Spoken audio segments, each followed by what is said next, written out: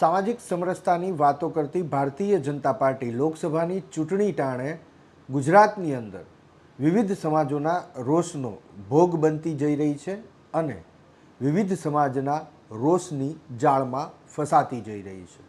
નમસ્કાર, ABP અસ્મિતાના social media પ્લેટફોર્મમાં આપનું સ્વાગત છે. હું છું હિરેન રાજગુરુ. વિગતવાર વાત કરીએ એ પહેલાં જોઈએ ક્ષત્રિય સમાજનો ભારતીય જનતા પાર્ટી સમક્ષ રોષ, તળપદા કોળી સમુદાયનો ભારતીય જનતા પાર્ટી સમક્ષ રોષ, પાટીદાર સમાજનો ભાજપ સામેનો રોષ, લોહાણા સમુદાયનો ભાજપ સામેનો રોષ, ઠાકોર સમુદાયનો ભાજપ સામેનો રોષ. તો આ એટલા સમુદાય અત્યારે સીધી રીતે ભારતીય જનતા પાર્ટીનો નહીં, પરંતુ ભારતીય જનતા પાર્ટીના જે ઉમેદવાર છે લોકસભા ચૂંટણી જંગના મેદાનમાં તેની સામે રોષ વ્યક્ત કરી રહ્યા છે. સૌથી પહેલાં વાત રાજકોટ બેઠકના ઉમેદવાર પુરુષોત્તમ રૂપાલાની. એક જ્ઞાતિના કાર્યક્રમની અંદર પુરુષોત્તમ રૂપાલાએ હાજરી આપી. તેની અંદર તેઓ કરવા ગયા કંસાર અને થઈ ગઈ થૂલી.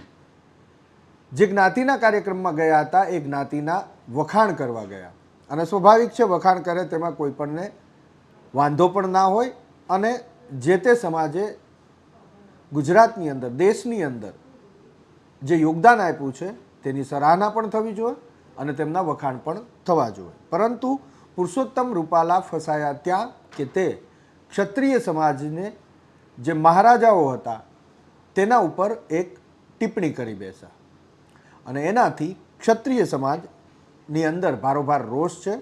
અને રોષનો ભોગ અત્યારે પુરુષોત્તમ રૂપાલા અને ભારતીય જનતા પાર્ટી બની રહી છે.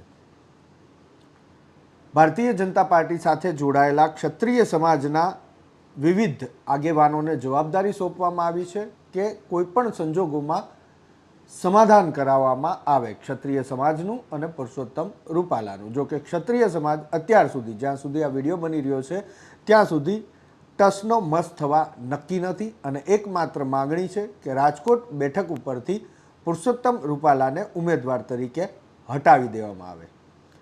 બેઠક મળી રહી છે અત્યારે ગોંડલ નજીક. બેઠકની અંદર જે પરિણામ આવશે એનાથી પણ આપને વાકેફ કરશું. બીજો સમુદાય છે તળપદા કોળી સમુદાય, અને આ સમુદાય બે ઉમેદવારો સામે નારાજ થયો છે. એક ઉમેદવાર છે પોરબંદરથી કેન્દ્રીય મંત્રી મનસુખ માંડવિયા, અને બીજા ઉમેદવાર છે સુરેન્દ્રનગર બેઠક ઉપરથી. વાત માત્ર એટલી છે, સુરેન્દ્રનગર બેઠક ઉપર ચંદુભાઈ સિહોરાને જે ટિકિટ મળી એ ચુવાડિયા કોળી સમુદાયમાંથી આવે છે. તળપદા કોળી સમુદાય એટલે નારાજ થયો છે કે સુરેન્દ્રનગર બેઠક ઉપર ઘણા લાંબા સમયથી તળપદા કોળી સમુદાયના ઉમેદવારને ટિકિટ અપાતી હતી. પછી તે ભારતીય જનતા પાર્ટી હોય કે ભારતીય રાષ્ટ્રીય કોંગ્રેસ હોય, આ સમુદાયને ટિકિટ આપતો હતો. પરંતુ આ વખતે ટિકિટ ચુવાડિયા કોળી સમુદાયમાં ગઈ છે, એટલે આ સમુદાય અહીંયા સુરેન્દ્રનગર બેઠક ઉપર નારાજ થયો છે. ત્યાં પણ ડેમેજ કંટ્રોલ ચાલી રહ્યું છે. બીજી બેઠક છે પોરબંદર, અને ત્યાં ઉમેદવાર છે મનસુખભાઈ માંડવિયા. ભૂતકાળમાં કોળી સમુદાયની એક દીકરીને લઈ અને જે દુર્ઘટના બની હતી, કોળી સમુદાયના લોકોએ જે સોશિયલ મીડિયાની અંદર પોસ્ટર કે પોસ્ટ ફરતી કરી છે તેની અંદર ત્યાં ન્યાયની જે કામગીરી હતી તેની અંદર મનસુખભાઈ માંડવિયાએ અડચણ ઊભી કરી હોવાનો આક્ષેપ આ પ્રકારેની પોસ્ટમાં લખવામાં આવ્યો છે, કરવામાં આવ્યો છે. અને ત્યાં પણ કોળી સમુદાયને એકજૂટ થવાની અપીલ પણ સોશિયલ મીડિયાની અંદર અલગ અલગ પ્રકારની જે પોસ્ટ વહેતી થઈ છે તેની અંદર કરવામાં આવી છે. વાત પાટીદાર સમુદાયની કરીએ.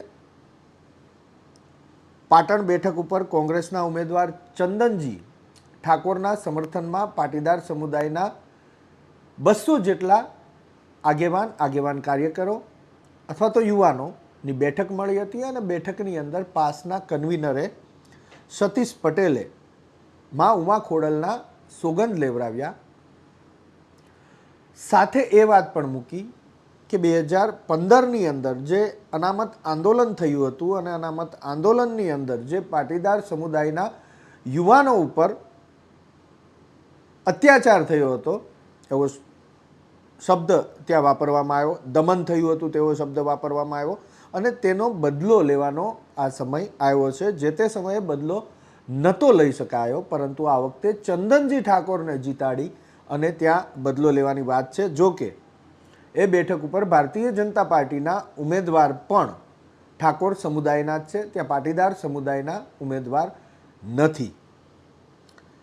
વાત જૂનાગઢ બેઠકની. જૂનાગઢ બેઠક ઉપર વર્તમાન સાંસદ રાજેશ ચુડાસમાને ભારતીય જનતા પાર્ટીએ રિપીટ કર્યા છે અને ત્યાં લુહાણા સમુદાય નારાજ થયો છે. સોશિયલ મીડિયાની અંદર લુહાણા સમુદાયનું જે ઓફિશિયલ પેજ છે તેના ઉપર જે કમેન્ટ કરવામાં આવી છે તેની અંદર ડૉક્ટર અતુલ ચગની જે આત્મહત્યાની ઘટના બની હતી એ આત્મહત્યાની ઘટનાનો ઉલ્લેખ કરવામાં આવ્યો છે અને હવે તેમને રાજેશ ચુડાસમાને હરાવી અને શ્રદ્ધાંજલિ આપવાની વાત છે, સાચી શ્રદ્ધાંજલિ આપવાની વાત સોશિયલ મીડિયાની અંદર લોહાણા સમાજના યુવાનો કરી રહ્યા છે. એટલે આ સમુદાયનો રોષ પણ અત્યારે ભારતીય જનતા પાર્ટી સામે જોવા મળી રહ્યો છે. ઠાકોર સમુદાય તે પણ ભારતીય જનતા પાર્ટીથી અત્યારે નારાજ થયો છે અને નારાજગીનું કારણ એ છે કે ઉમેદવાર તરીકે ઠાકોર સમુદાયના વ્યક્તિને જાહેર કર્યા બાદ તેની ટિકિટ બદલવામાં આવી અને તેની જગ્યાએ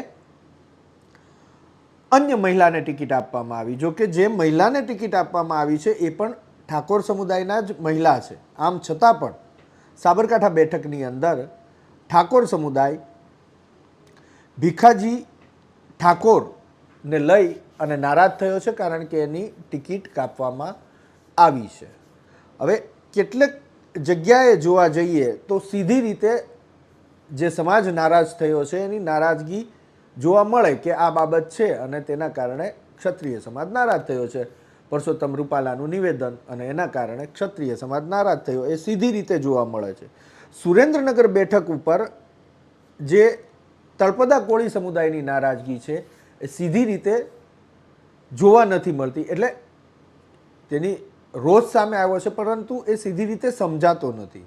હા, પોરબંદર બેઠક ઉપર જે વાત થઈ છે એ સોશિયલ મીડિયામાં જે પ્રકારેની ભૂતકાળની ઘટના કોળી સમુદાયની દીકરી સાથે બની હતી અને તેને ઉલ્લેખ કરી અને જે વિરોધ કરવામાં આવ્યો છે તો એ સીધી રીતે સમજાય છે. પાટણની અંદર પાટીદાર સમાજનો રોષ ભારતીય જનતા પાર્ટી સામે સીધી રીતે સમજાય તેવો નથી. એ જ રીતે ઠાકોર સમુદાયનો રોષ સાબરકાંઠા બેઠક ઉપર ભારતીય જનતા પાર્ટી સામે સીધી રીતે સમજાય એ પ્રકારેનો નથી. લોહાણા સમુદાયની વાત છે, જૂનાગઢ બેઠક ઉપર નારાજગી તો સીધી રીતે સમજાય એ પ્રકારેની વાત છે. ડૉક્ટર અતુલ ચગના આત્મહત્યા કેસને લઈ અને આ વિરોધ સામે આવ્યો છે. સામાજિક વિરોધનો ભોગ અત્યારે ભારતીય જનતા બની રહી છે તો ક્યાંક આની પાછળ અન્ય કોઈ પક્ષ બેકસાઇડ ડ્રાઇવિંગ તો નથી કરી રહ્યો? એ પણ સવાલ અહીંયા ઉપસ્થિત થાય છે. જે સીધી રીતે સમજાય તેવો વિરોધ છે એના માટે આ સવાલ નથી, પરંતુ જ્યાં જ્યાં સીધી રીતે નથી સમજાતો કે આ વિરોધ કેમ, ત્યાં આ પ્રશ્ન ચોક્કસથી થાય. અને જ્યારે સામાજિક, જ્ઞાતિગત કે જાતિ આધારિત રાજકારણની વાત આવે તો દેશનો સૌથી જૂનો પક્ષ ભારતીય રાષ્ટ્રીય કોંગ્રેસ આવા રાજકારણની અંદર માહેર છે અને ભૂતકાળમાં આ જ પ્રકારેની રણનીતિ અખત્યાર કરી રેકોર્ડ પણ બનાવેલો છે ગુજરાતની અંદર, જે રેકોર્ડ 2022ની અંદર ભારતીય જનતા પાર્ટીએ તોડ્યો છે. આવી ચર્ચા આપના સુધી પહોંચાડતા રહીશું. હાલ પૂરતી રજા આપશો.